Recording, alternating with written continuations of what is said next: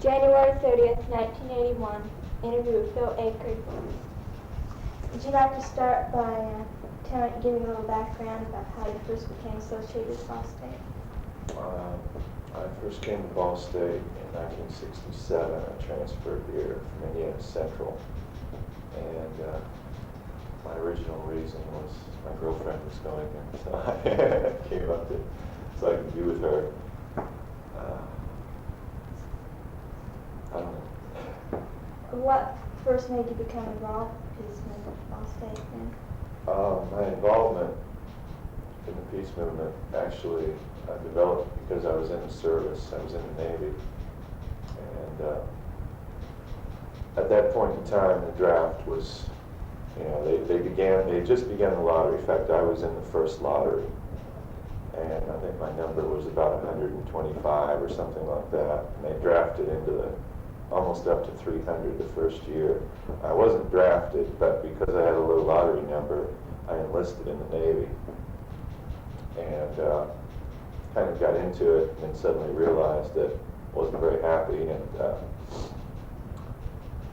it was through my experiences in the Navy that really made me believe philosophically against, the idea of war, first of all, and then I observed a lot of demonstration and became exposed to the movement when I was out in California. I was stationed out there for a while, and then I lived out there for a while, and then I was on the East Coast, and so I saw the beginnings of it there, and that's how I became aware of it. Then it was a matter of finding out what was going on around here when I got here. And at that time, there was no real formal organization. There were a lot of special interest groups that were doing things, working towards peace, but there was no real formal organization to speak of. There were groups like the Community Committee for Peace, which came out of the Catholic Church. It was more than just a Catholic organization, but that's where it was really started. And Father Voss was the leader of that group. There were groups like Gay Liberation, Women's Liberation, various black groups, a lot of special interest groups that were involved, but there was no real co-alignment at that point in time. That came about about 71, I guess, early 70 maybe, sometime in there.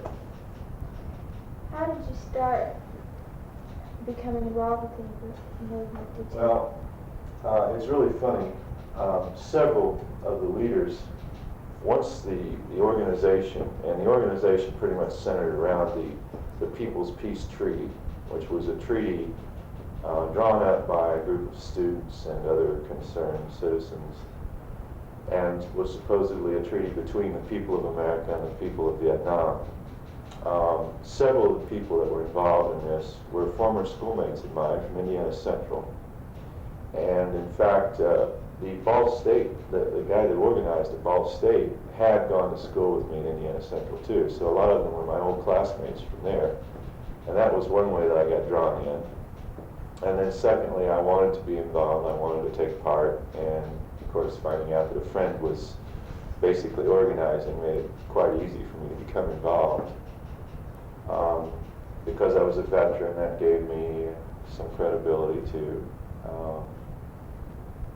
And I was just in from the beginning as far as organization goes. There were attempts to get things going, I would say as early as fall of 1970. But really it came together after Rennie Davis came here and spoke, one of the Chicago Seven. And basically he exposed the university to the peace treaty. He brought it here, and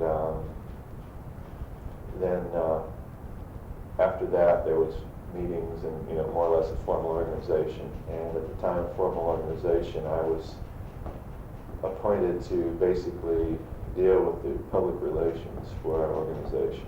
So I was active in writing news releases and involved in just PR basically for the group. Was that from Muncie or? Yeah, it was Muncie.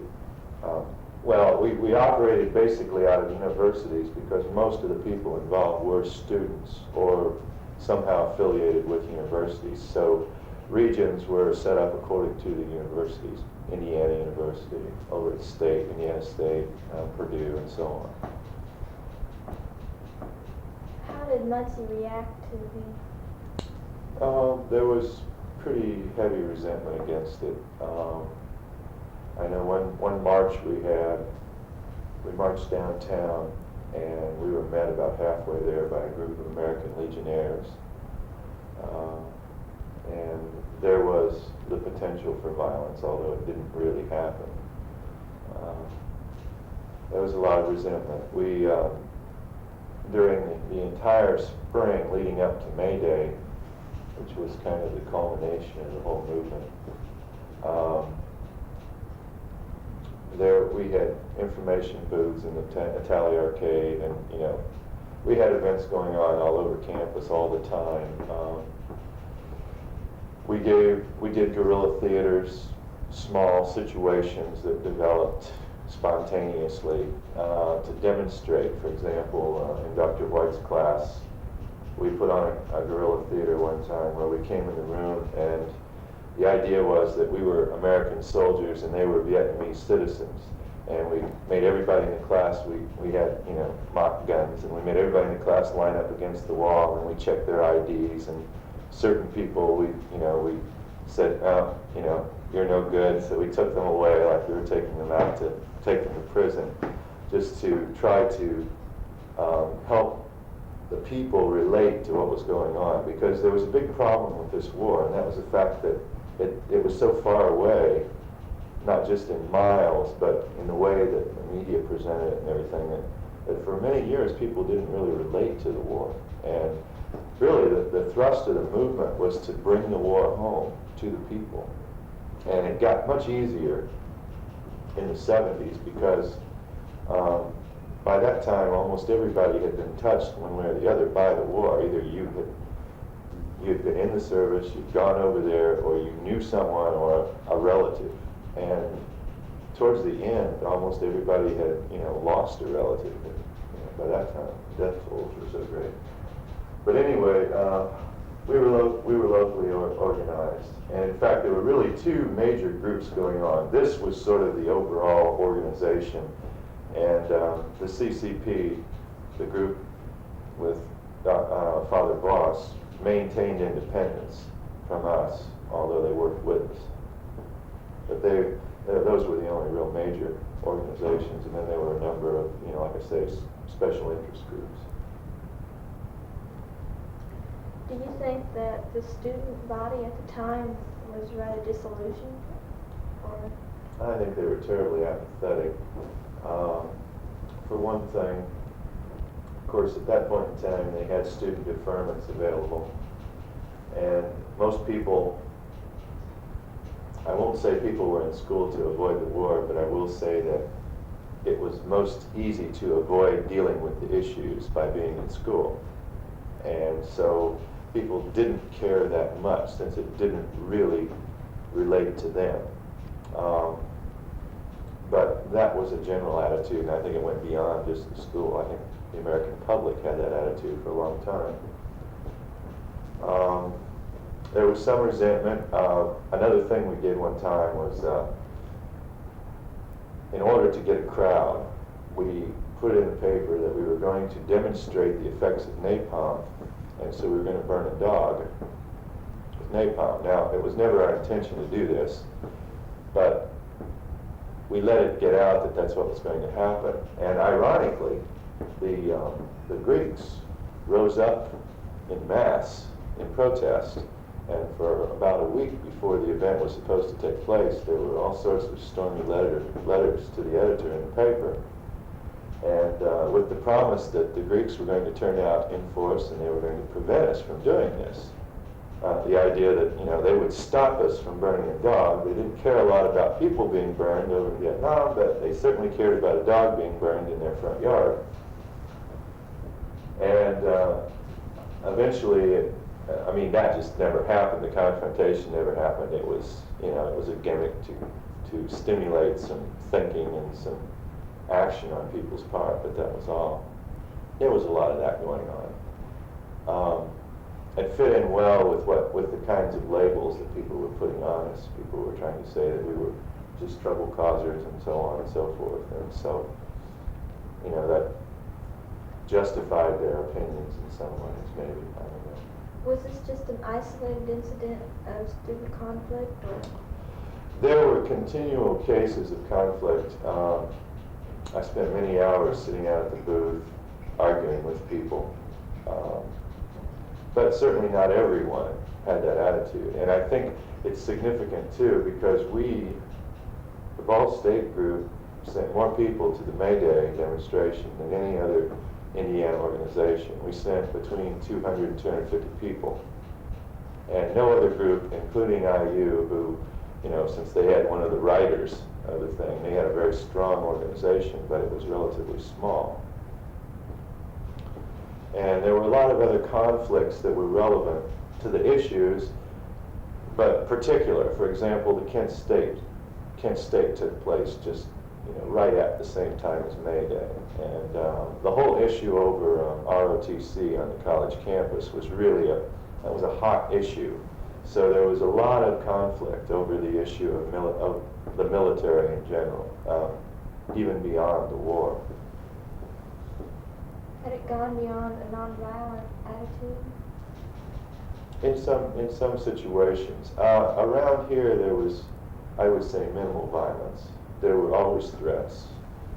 We knew we were being watched. For example, after Rennie Davis spoke, there was an organizational meeting for the state. Basically, people from all over the state showed up, and this took place down in Newcastle, which of course was within our area. We were hosting it. And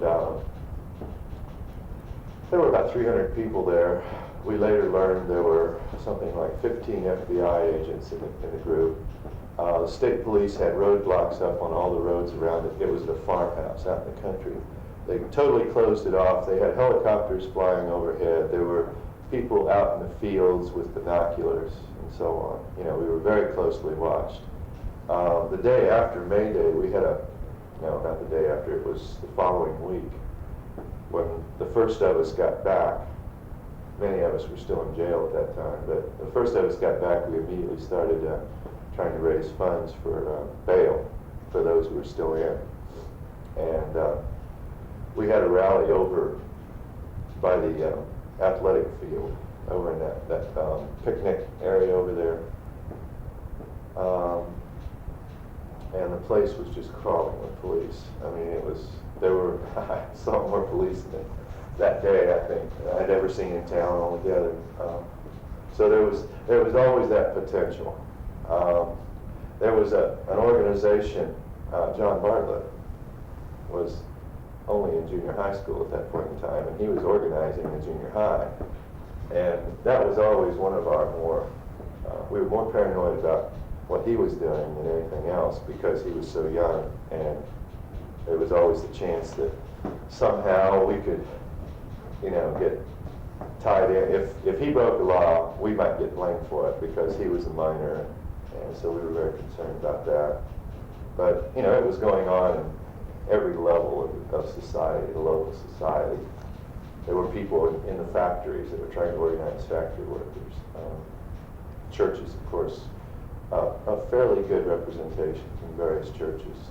By this time, most all churches had come out, and they either endorsed the peace movement or else they ceased to endorse the war, one or the other.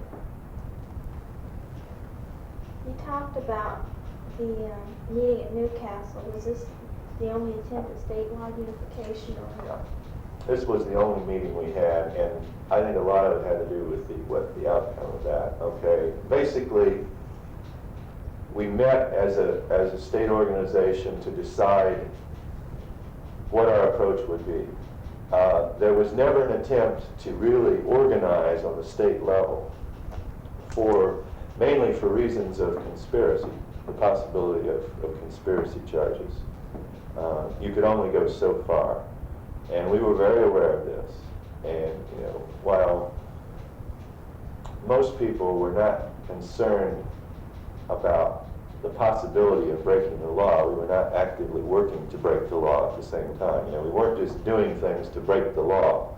If the law was broken in the process of trying to accomplish a goal, then that might be justified. But we weren't out looking to create a conspiracy and make ourselves liable. And at that time, the issue of conspiracy was becoming very important, because that was not too, let's see, that was close to the time when Chicago 7 had taken place. So certainly that was a major issue. But anyway, we met together. We decided that because of the laws and so on, the best approach would be that we would each implement as we saw fit. We were working towards a common cause, which was the peace treaty and ending the war. But beyond that, we weren't going to really try to develop any organization statewide. But again, the irony was that we were a relatively close circle of friends. We knew each other for one reason or another. At this point in time, the commune down in Bloomington at Needmore was very active. And the owner of that commune, Larry Canada, eventually was arrested and tried on charges of conspiracy.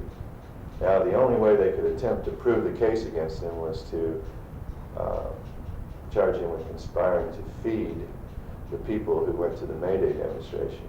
And he did transport food across state lines, so that put him under federal jurisdiction. I mean, that was the way the whole case, it was a very hokey kind of case that was built against him, and it didn't stand up at all.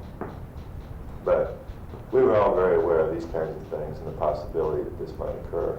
And there were two of us who were at Newcastle that were arrested, and an attempt was made to put a case against them of conspiracy based on a Newcastle meeting, but it didn't hold up in court.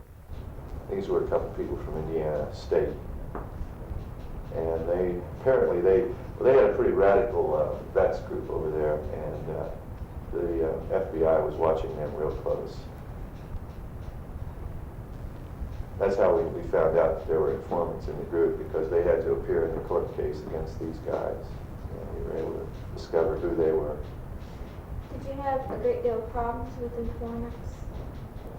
Well, on the one hand, it was no problem because really we had nothing to hide. There was certainly no, really subversive kind of undertow to the whole thing. But on the other hand, at that point in time, everybody was paranoid because there were so many things happening. And since we were trying to organize, and we were flirting with illegalities all the time, so people were worried and concerned about it. We were apparently a lot better infiltrated than we realized, although I think that it didn't hurt us because, again, the core of the group was basically a group of friends from college. And because we all knew each other, there was no problem with security. And also that made it more difficult for someone such as an informant to infiltrate the group, at least on that level.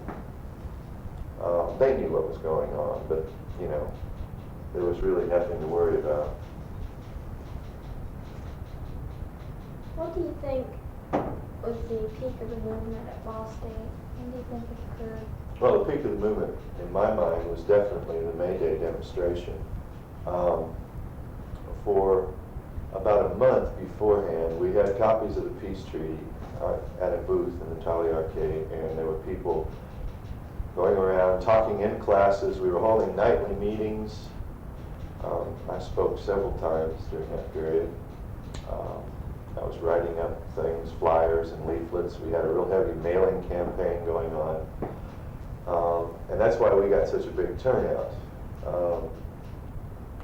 And to me, that was really the peak, because from that point on in time,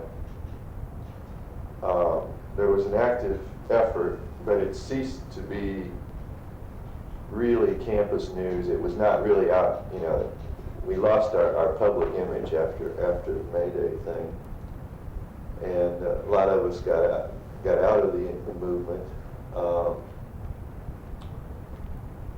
And see, the one thing too, that was really our goal, was to present that to the American people and to the government and say, look, this is what we want. And it is my opinion, at least, that the eventual outcome of the war probably was influenced by this movement. I think there's very little doubt in my mind. I went to Washington to the May Day thing. I didn't go to the vets. The vets had a rally like a week or two before, and it was very, very good.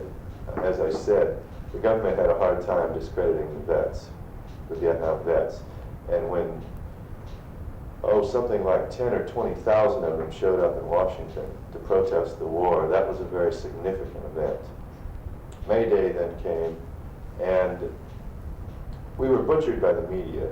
The actual demonstration was.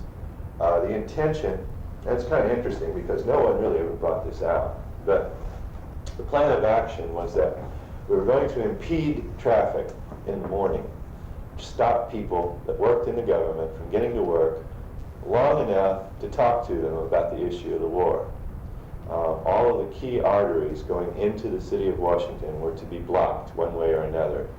And I was down near the Capitol on Pennsylvania, and we had coffee and donuts, and I mean, you know, we were ready to have a legitimate debate with these people. From the moment we went into the streets, the police were out. Now, according to the law, there has to be provocation on the part of a person breaking the law before the police can do anything in Washington City. That's their rule. There's a whole established procedure. We were informed to all of this so that we knew what to expect. Well, they didn't follow procedure at all. They came off the buses. The target time was 8 o'clock in the morning. That was when it was all supposed to happen. Okay, people started congregating about 7:30. Shortly thereafter, the buses pulled in. The police came off the buses with their sticks out.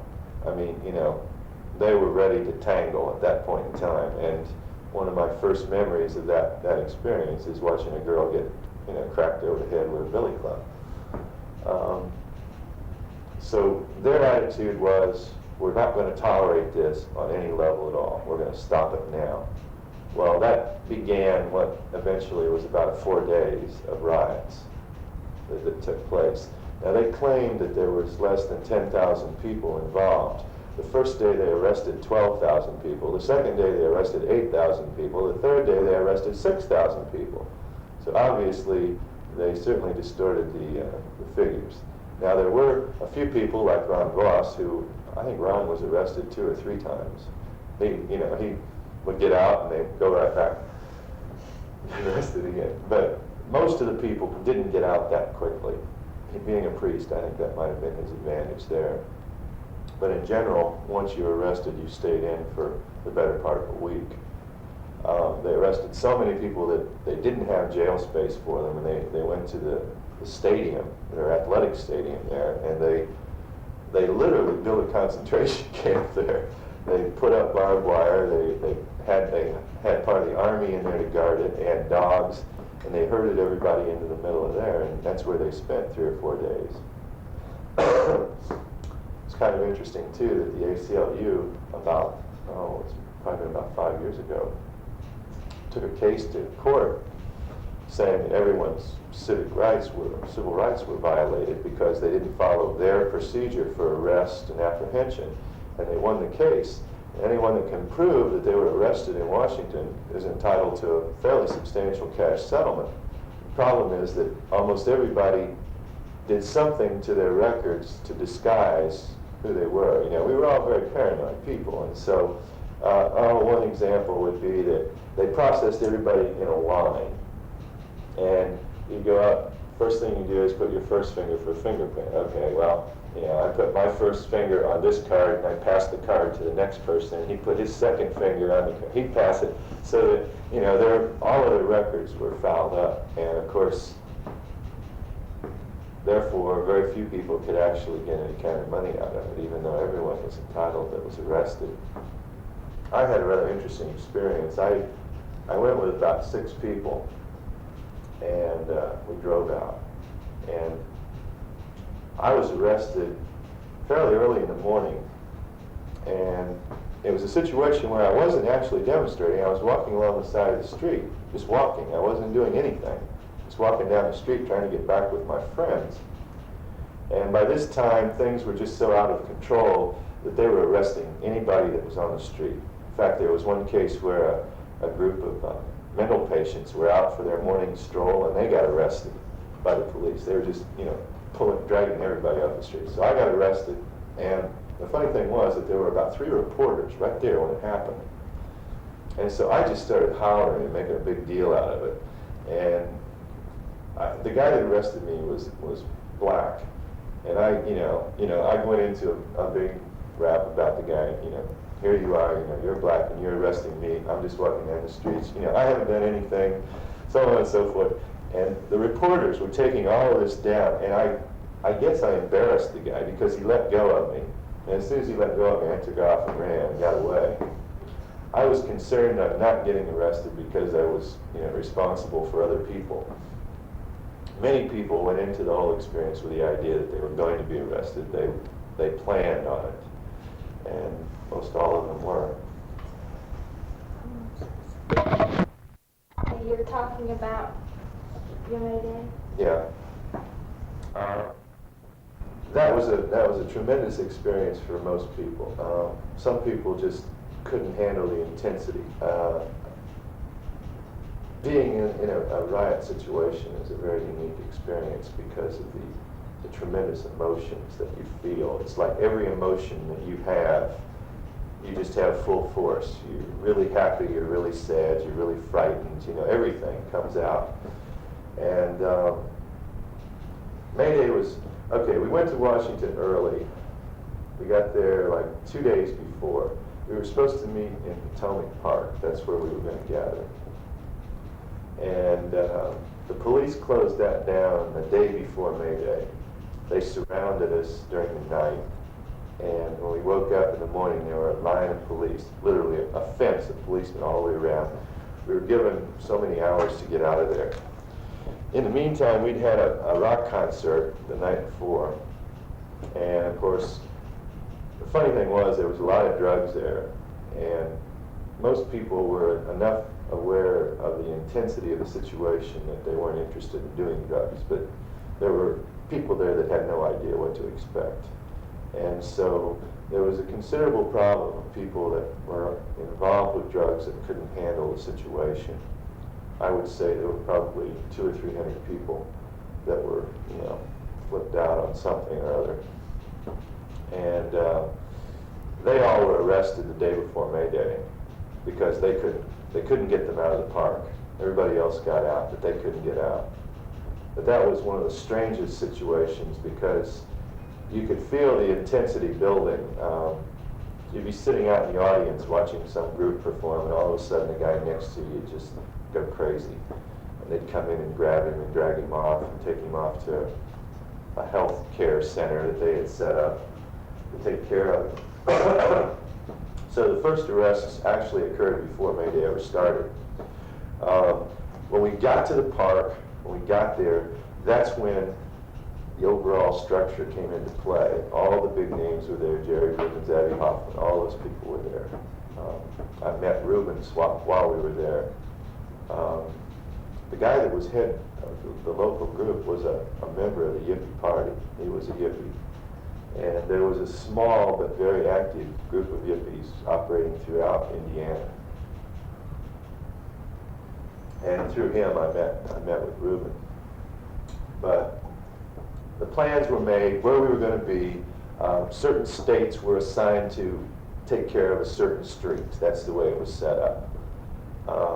The biggest failure of the whole operation was that we never had legitimate communications, so that there was no communications between groups after we got run out of the park.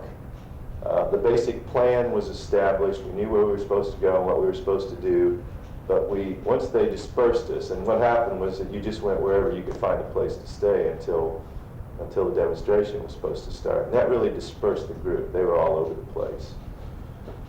And I'd say that was probably the biggest real failure of the whole organization, was that point right there. The fact that they were not using their arresting policy was important. That caused most groups to fail to really stop traffic. I mean, they just couldn't do it because the police didn't give them a chance. There were exceptions, though. For example, the people from Minnesota rented a semi and took it down to DuPont Circle and turned over the trailer right in the middle of the circle. And of course, they had traffic blocked for most of the day. A lot of interesting situations. One situation, they got every policeman and soldier they could find. They even took policemen out of cadets out of training schools and brought them in. They had people on horseback. They had soldiers fully outfitted, and in fact, the Washington's monument, the entire grounds was covered with soldiers because they feared that someone might try to go up to the top of that. Apparently, it wouldn't be a bad place to try to shoot at the president, shoot at the White House, and so that whole area was completely shut down. There were soldiers on top of some of the buildings with machine guns. I mean, they were ready for anything. And the attitude was that basically they were going to put down anything that happened. Now, the intention, and there was never any talk of any kind of violence. There was never any talk of any intended destruction. I mean, this was not our plan. And I sat in on some pretty high-level meetings, and I'm saying that I never heard a word of that spoken. Now, many of these things happened, but I think it was more a reaction to, first of all, the strong arm policy of the police. I mean, they came right off the bus swinging their clubs. There was none of this, you've got 60 seconds to clear the street, we're going to warn you, and then we're going to act, none of that sort of thing. Mace was used, tear gas was used, pepper gas was used. One of the most effective things that the police did was the cadets were on little motor scooters. And the thing about these motor scooters is that they could go right over curbs, and they could chase you right up the steps with one of these things. And so those guys were the ones that were the most effective at chasing people down, because they could go anywhere. With the bigger motorcycles and the cars and the horses, it was limited mobility. The horses didn't move very well on the streets. The cars, of course, couldn't jump the curbs and climb up steps, so that limited it. But there were a lot of neat experiences. A lot of interesting things happened. One time I saw this guy on one of the little motor scooters. He chased these guys. He chased them for a long way. He hit something and dumped his bike, and when he fell, he broke his leg. Now, these guys had been running from this guy for quite a while.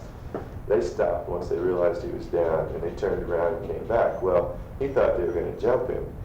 They were coming back to see what was wrong with him, but he thought they were going to jump him, so he reached for his gun, and they grabbed a hold of him and held him and took his billy club, and they braced his leg with his billy club, and then we took him to our Red Cross Center. There were people from everywhere, every walk of life involved. There were coal miners from West Virginia involved. There was one old lady that was out at the stadium. She was 80 years old. She'd been involved in the labor disputes in the 30s. I mean, she was a dissident her whole life. It took 5 policemen to get her into the stadium. I mean, this old lady was just incredible. She was from Georgia, I think it was. She was neat. So there was all kinds of people from all walks of life involved.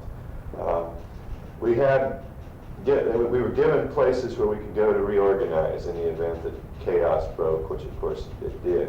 The house where we were supposed to go got raided very early on the first day and was no longer a safe place to go. We here at Ball State rented a truck, a U-Haul truck, big one, and we took a bunch of people out in that. And they raided the truck, they beat the ever-loving out of it, they tore everything up. It cost quite a bit of money to pay for that one. Yeah, the police did that. They tear gassed it. And the people that were in the truck were not even taking part in the demonstrations. They were people that for one reason or another couldn't. Either they were sick or they had had a change of heart or whatever, you know, and they just couldn't do it. But they raided it, and we got to one of the safe houses. And of course, you know, we've been on the run now for about 8 hours, and you're pretty scared, haven't eaten. You know, you're pretty upset. Everything's going wrong. By this time, part of our group had been arrested, and most everybody in our group didn't want to get arrested for one reason or another. So we were upset because of that. And this coal miner from West Virginia took us in, and he was staying with some friends who were school teachers, totally supported us. The people of Washington were very sympathetic. Very sympathetic. In fact, by the end of the first day, the only place that was safe was a black church in the ghetto. And the Panthers stood at guard around the church to make sure that the police didn't raid the place. And in that part of the city, the police didn't even go in there. I mean, you know, there were some places that they just wouldn't even dare. I saw a billboard down there, a sign that said, "Rip off a pig, the Black Panthers." I mean, you know, a billboard. They controlled that part of town. And that was the only place that was safe. And it was really kind of a funny experience, because we went down there after we left that house where we were with the coal miner. And they had basic, you know, your basic needs could be met. There was some health people there. And up in the front of the church was this great big old black mama, and she was sitting beside a big kettle of soup, and she was feeding everybody. And when you come up to get your soup, she'd take you on her lap, and she'd kind of hold you and tell you that it was all right, and, you know, just kind of try to calm you down, and then give you some soup.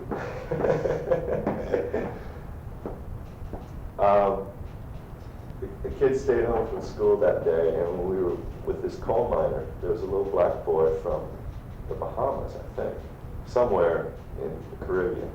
He was blind, and he was there.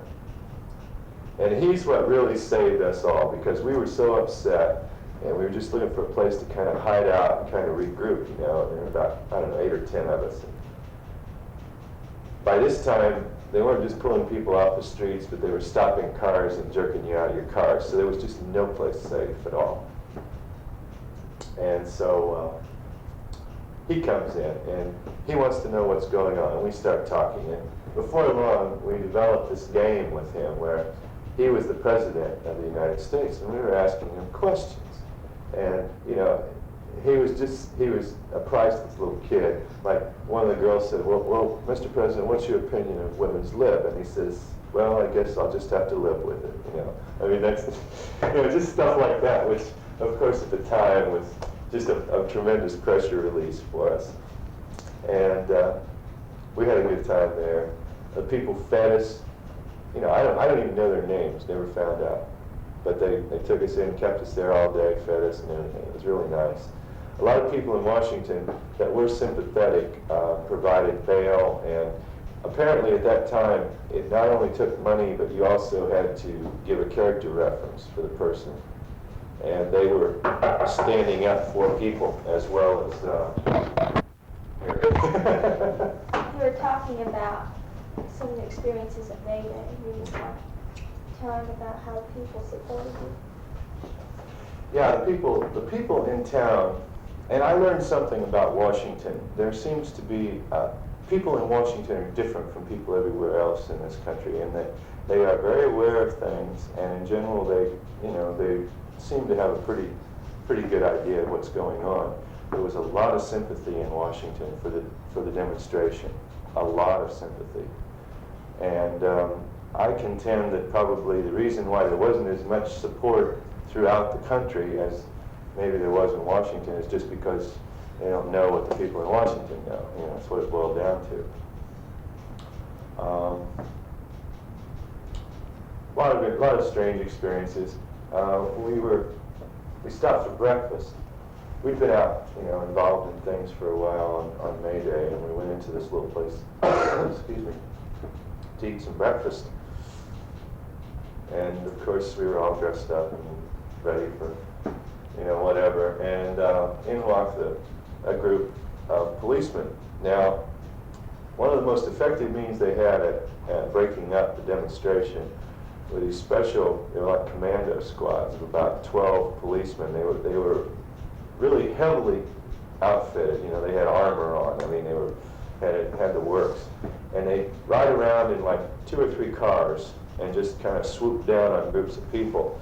And that was one of their more effective, strategies.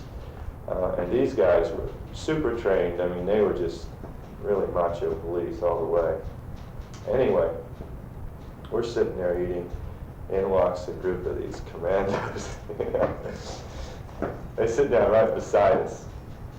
Well, inevitably we start talking, and so, where are you from?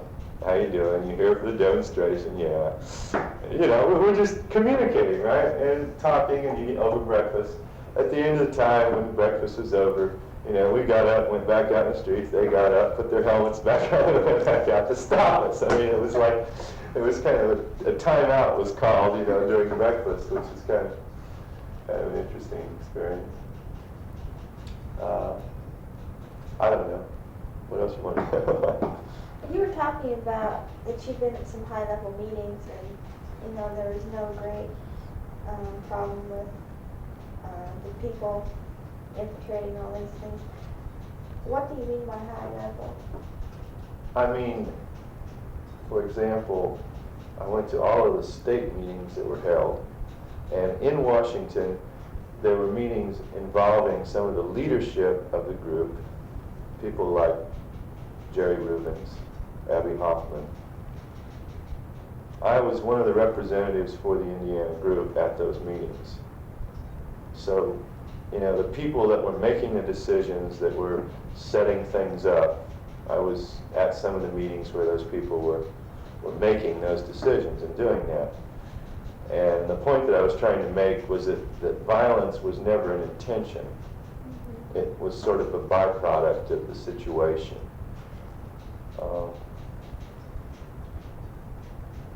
mentioned when people were being arrested, they took the fingerprints, that there was paranoia about conspiracy and everything. What exactly were people afraid of?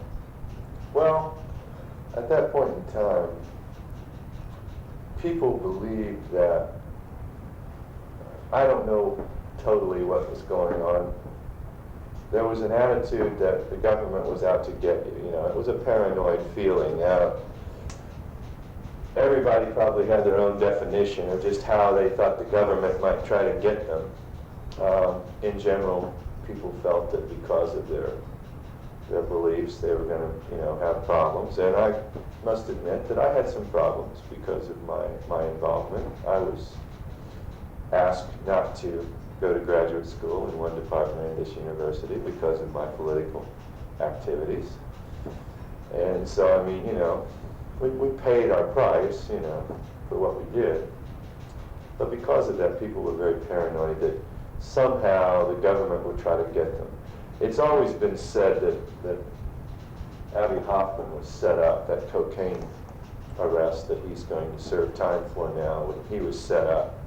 And that, whether it was true or not, nobody knew. Although I must say, Watergate has made me tend to believe more now than I probably did back then, just because of, finding out some of the things that were actually done to people. But there was always the feeling that the government was out to get us. And so you kind of looked over your shoulder all the time. Were there any instances that would substantiate such a feeling? Yes, I think so. A group of people from Indiana State were driving back from the May Day demonstrations. They were just driving. I mean, they weren't breaking the law in any way. All of a sudden, out of the blue, 3 police cars come out and pull them over. The guys were taken out of the car. They were handcuffed, laid down on the ground and put shotguns to their heads and told not to move, and they proceeded to search the car. When we got back to Muncie, first thing that happened to us, we were stopped. They tore everything out of our car. I mean, you know, we had all of our clothes and all of our supplies we didn't know how long we were going to be in Washington, so we had pretty much a week's worth of supplies with us. Everything was thrown in the streets. Now, the argument was that there had been a lot of thefts at that time of the day. It was real early morning when we got back to Muncie. And that since there were 6 of us in the car, we were under suspicion. Well, what happened was I was going down Madison and I turned to head out to where I live. And right there in the middle of town, all of a sudden, there must have been 6 police cars that just surrounded my car. You know, there were police everywhere. And when we got down, one of the girls, when we were at the church where the Panthers, in the Panther section at Washington, somebody broke into the car and stole one of the girls' purses. So she didn't have any identification. But we all had IDs. And basically, if she had had IDs, they would have had to let us go. Because she didn't have IDs, they could hold us until she could be identified. And so they took us down to the station. And the thing was that we weren't questioned about our activities in town, but rather we were questioned about our activities in Washington. They wanted to know what we were doing there. I got stopped during that time period, prior to the May Day demonstration, and then right after it. In a 9-month period, I was stopped by the police 14 times, and I was never in violation of the law any one of those times. I mean, there was no reason for me to be stopped by the police. So, you know, I think there was pretty just cause. I'm sure we were far more paranoid than we needed to be, but, you know, still, there was reason for it. How did you fund your trips to May Day, like for May Day? My own personal expenses I paid for. We, like for example, rented the truck. We generated the money from donations from people, primarily donations. The Student Association gave us some money. You know, we got money any way that we could. I mean, you know, donations in general. I think there was a bake sale or something like that. Just generated money that way. We earned all the money ourselves, one way or the other. How did the experiences at May Day affect the campus? To some extent, for one thing, I think it generated a lot of dialogue about war in general, and about that war in particular. It affected the campus to an extent. I don't know how far-reaching it really was. There was more activity on the part of the student body during that time than I think I've ever seen since then. So I think it was stimulating to the campus. You know, there was good and bad going on. I won't say that it was totally a good experience for the campus, but I think it at least caused some stimulation. What about the community of Muncie? Do you think people were antagonized by it? My impression was that we were more antagonized by the community than the community was antagonized by us. Now, I'm sure they were threatened, and that's probably why they acted the way they did, but there were calls, you know, anonymous phone calls that people got, and whenever we were marching or in the streets at all, there was always the threat of violence. This is a conservative area, and so, you know, that's always present whenever you have anything like that in this area. It'd be just as true today, I think, if a similar situation occurred. But, you know, and it's funny too, because it's not a particular class of people. I mean, it's people from all walks of life. I remember one day a little old lady, she was probably in her 60s, just gave me the hardest time. I was at a booth over in the arcade. She was convinced that we had all been trained by Ho Chi Minh, and that we were his students on loan to infiltrate and destroy American democracy. Which is kind of funny because it's funny to me because my rationale for what I did was as an act of patriotism. I felt that because I care about my country, because I care about the way of life, that if something is wrong, it's my obligation to try to do what I can to change it. And so I always felt that I was acting out of patriotism rather than opposed to at least American patriotism. Stop reading the first.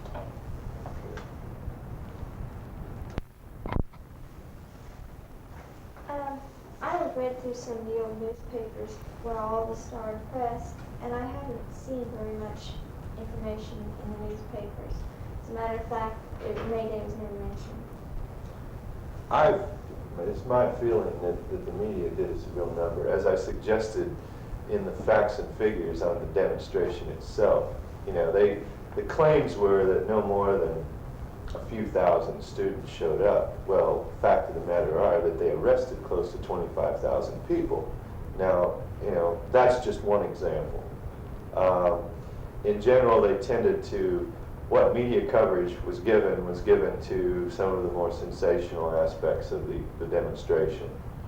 You didn't see the human interest stories like what I was telling you about in the newspaper or on TV. I got a very sour, feeling from the whole media. So, and also keep in mind that the politics of the media in this area were very sympathetic with the administration, and therefore probably the most effective, way of combating that is to not give any coverage. I feel that that's probably what was going on. Do you have any specific remembrances about your activities on campus other than the dog burning incident? Well, like I say, we had activities going on all the time. We were showing films. We had a couple of films. One film in particular was a film that was smuggled out of Vietnam, and the film may very well have led to the eventual My Lai prosecution, because the film depicted villages just being totally ravaged by American soldiers, innocent civilians being killed, and so on and so forth. We were doing that. We were holding debates of, maybe 4 or 5 debates. We had all sorts of panel discussions. We had guest speakers in. It was a very intensive campaign, and there was a lot going on all the time. Outside people coming in, we also had just things like, for example, the dog burning, the guerrilla theater things. We were doing that all the time. There was guerrilla theater going on. That's really kind of a yippie thing, and like I said, Dave Gardner, who was head of the whole thing, was a yippie, so he was real interested in trying to perpetuate his own little cause too, and he encouraged that. Information sessions, meeting in dorms to discuss the issues of the war with the people that lived in dorms. It was a very, very comprehensive sort of campaign, and I really think. You were talking about how successful it had been, talking about how you talked in dorms. Yeah, we had a number of things going on. There was a very active group of veterans on campus, and for example, the vets wore their military clothing, and to see somebody in military clothing talking against war is a very impressive sight. I mean, you're going to believe somebody like that versus somebody that's, dressed in outlandish clothes and looks pretty outlandish anyway. You're not going to have quite the inclination to believe them. So that was very effective. Very active group. They're about all gone now, although that reminds me of somebody you might want to talk to. I just thought about John Mulrooney. He was active, he was a vet, and I'm sure he would be willing to talk to you. And I think they should be represented, really, because they were a very strong group and a very influential force in the entire movement. Because no matter how you look at it, the vet saying no war is really, that's a very important message. We attempted to get faculty endorsement, although that was pretty limited. There were those who supported us. There were many who wouldn't or didn't feel like they could for one reason or another.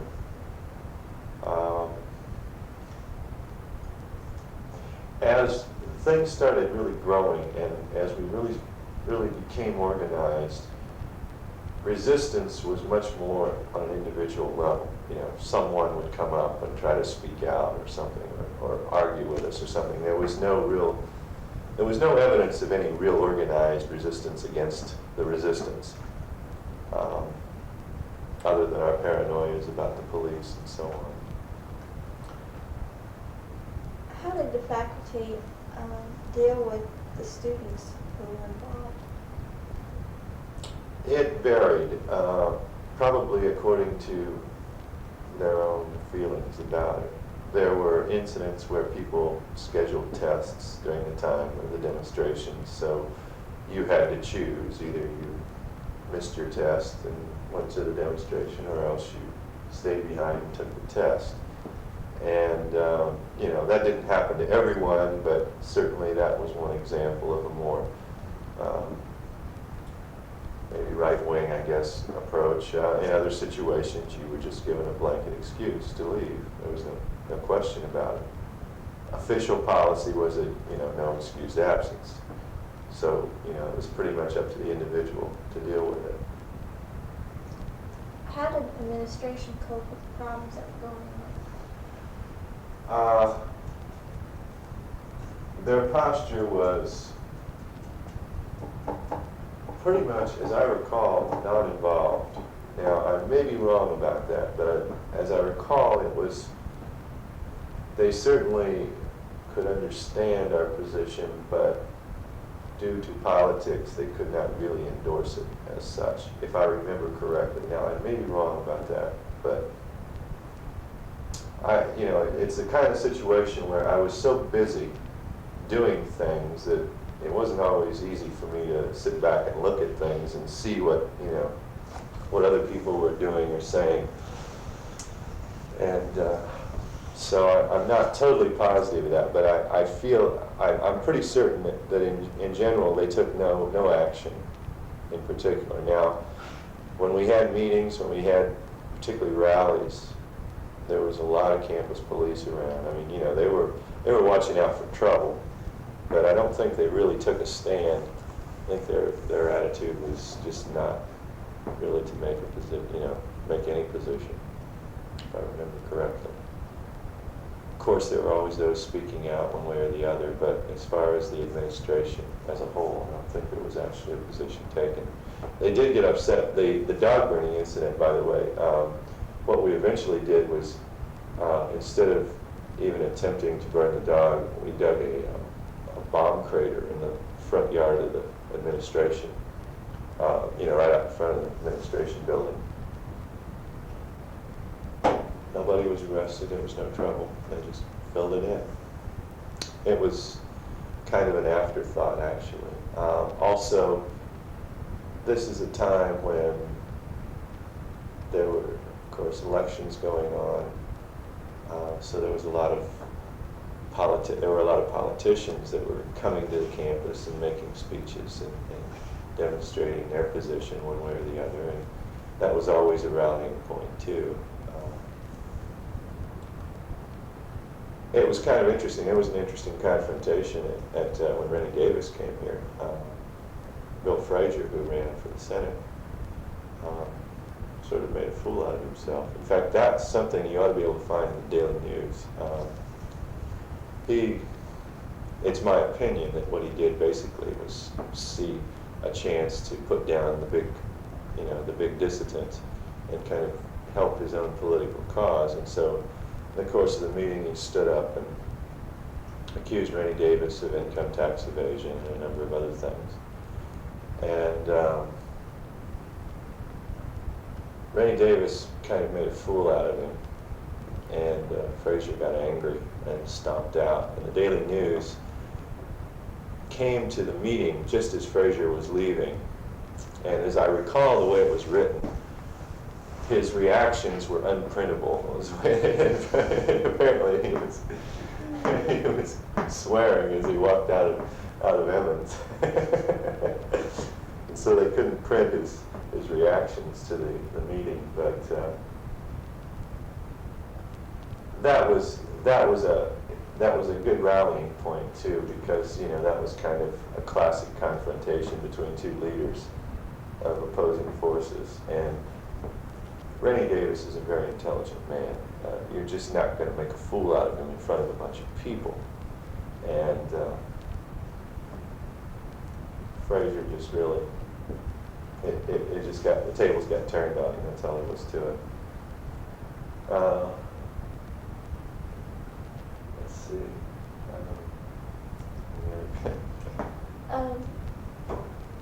There were a number of teachings at like IU. In your, while you've been here, was there a great deal of that around? Okay. Explain what you're referring to. The term does not mean anything to me, but I may know what you're talking about if you describe it to me. Faculty involved rallies. Okay. Ball State has a policy which says that you're not supposed to use your position to further any cause of any kind. And they don't tell you you can't state your mind, but they tell you you're not supposed to use your position. And at that time, that was strictly enforced. Now, it's not as enforced anymore. In fact, I've noted that many people have come out lately and made statements and used their position kind of as their credentials. Now, this is something that you couldn't do at that point in time. In fact, students were not even allowed to mention the fact that they were a major within a certain department. That was not appropriate behavior. You were just a Ball State student. You could give your class rank, but you were not supposed to even say, affiliate yourself with any department.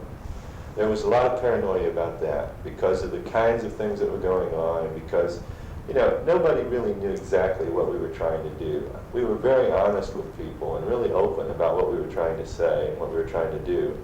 But this wasn't all that long after the Red Scare of the 50s, and I think people still really thought that there was some really intense subversive element that was trying to take over. And so, people were hesitant, particularly to groups of people were hesitant to endorse at first. By the time May Day happened, though, there was a substantial list, and I don't know if I've got it. I may have a list of some of the endorsers of the peace treaty, but it's a very substantial list. There are a lot of personalities that did endorse it, came out and went public. Jane Fonda's involvement became very important. That's really when she started becoming politically active. She was not really, well, prior to that point in time, she was not politically active at all. And she married, of course, one of the seven, Tom Hayden. And she's become very politically active since then. But, there were people that were making stands. Locally, not so much. Some people were. Some people didn't mind. But then it appeared that there was an attempt to, penalize those people. Now, whether that was actually what was happening, I can't really say. Certainly I can't prove it. I also know now of some information that I didn't have then. Some of the more radical factions within our group, which we thought were, just kind of crazies, were actually working for the government. And I know individuals, I know dates, I know information that I really can't divulge. Nothing could come out of it other than possibly causing me some problems, but I know for a fact that certain members of the Weatherman's group were also employed by the CIA. I know this for a fact. I know that they were supplying the Weathermen with their explosives and their guns. This is coming right out of the government.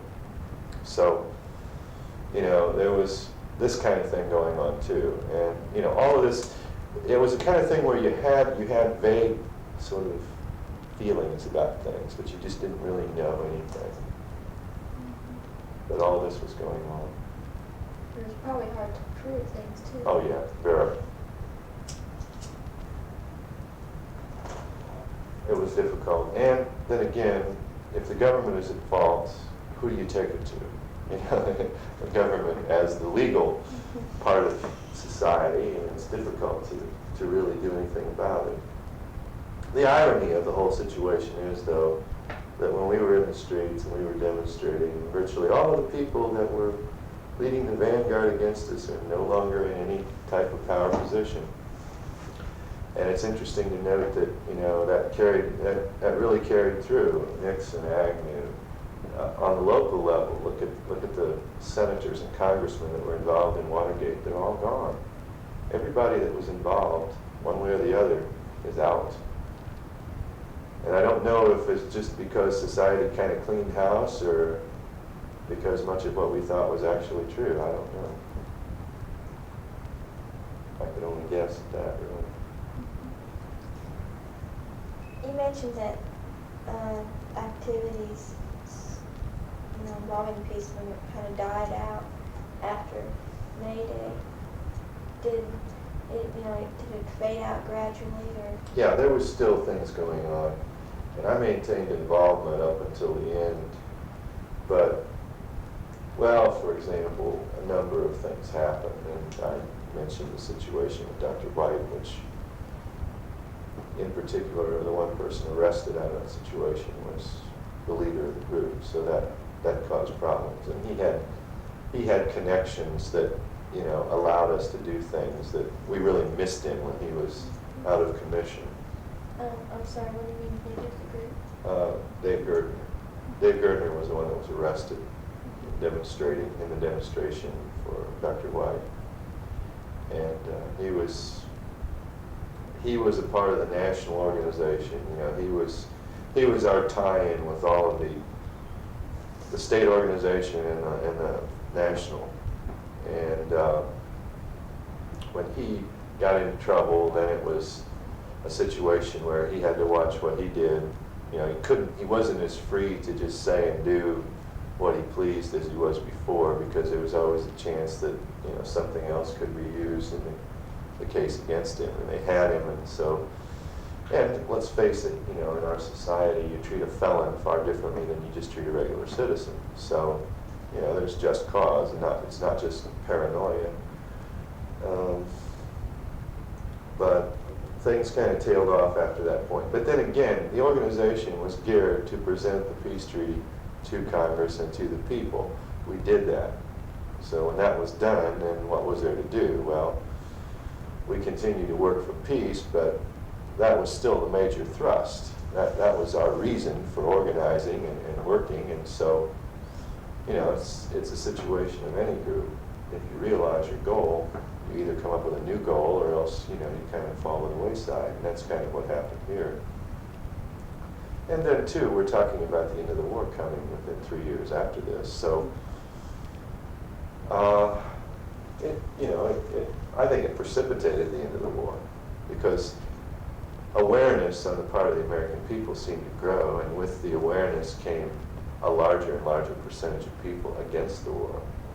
And within a year after May Day, you've got public opinion swinging against the war for the first time.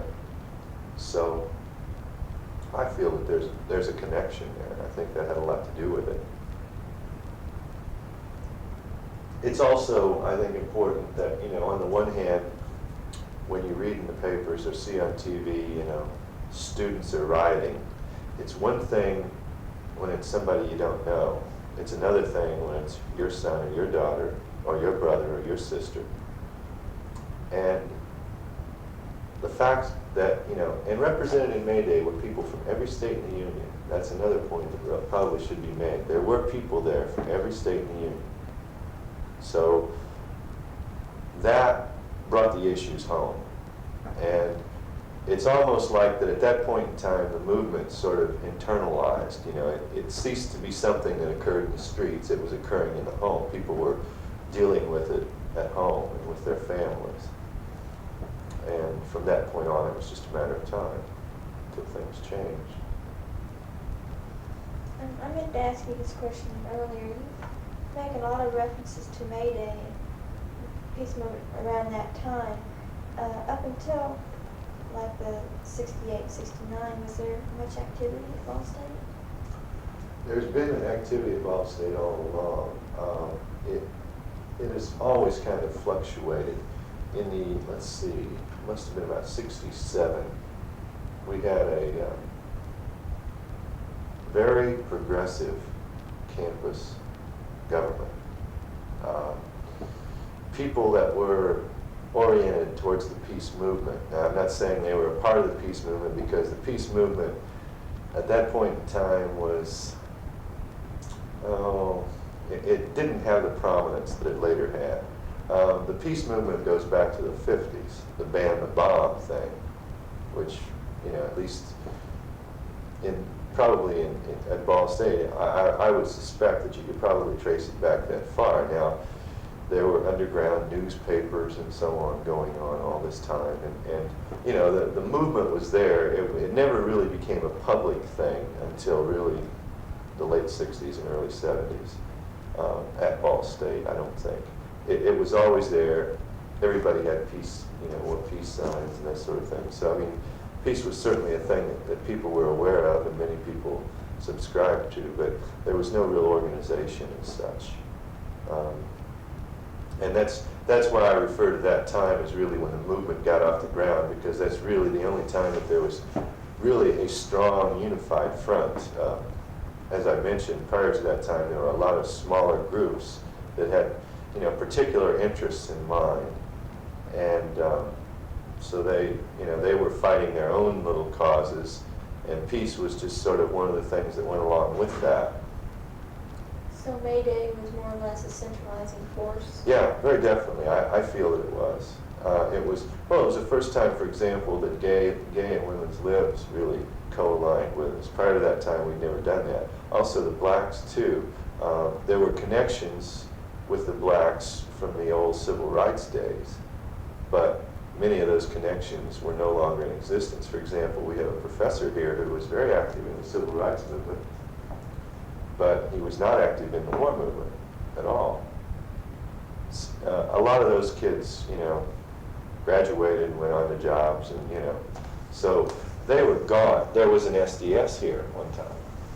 So we go all the way back as far as the movement goes. There's always been a representative force on campus. Now, I don't feel, I was just not really made that aware of it. I first came here in '67. And I was not really, it wasn't really brought to my attention until like '69, '70, that time period. In your opinion, do you think the peace movement at Ball State was successful? Yes, I think it was. For the goals that we had. Now, the ultimate goal would have been ratification of the peace treaty by Congress and by all people, which of course didn't happen. But I think that realistically, our goal was to bring the war home, make people aware of the war, make people aware of, you know, the war could be argued against from so many different angles. You could look at it from a financial, an economic standpoint. You could look at it from, you know, the morals of war in general. You could look at the morals of this war in particular. You could look at what it did for our foreign policy. You could, you know, there are just so many ways you could go. You could come at it and still basically find fault with it. And I think that ultimately the goal was to make the people aware of the war. And we all basically felt that there was enough of an injustice going on that most everyone would agree. And eventually that's what happened. When you know, public opinion got 65% against the war, I mean, that's exactly what happened. So from that standpoint, I think we were successful. And certainly at Ball State, we were successful in the physical sense of turning out more people than anyone else. I would estimate that we probably sent 300 or 400 people there totally, but I know that as a group, and in terms of the people that we sent, that we, you know, provided a means of transportation and made arrangements for them, we sent between 200 and 250 people. So I would say that we were very successful in that sense. Sure was a lot of hard work too. Do you have anything else that you want to add to this interview? Not that I can think of right at the moment. Okay, well, I appreciate your time. Sure.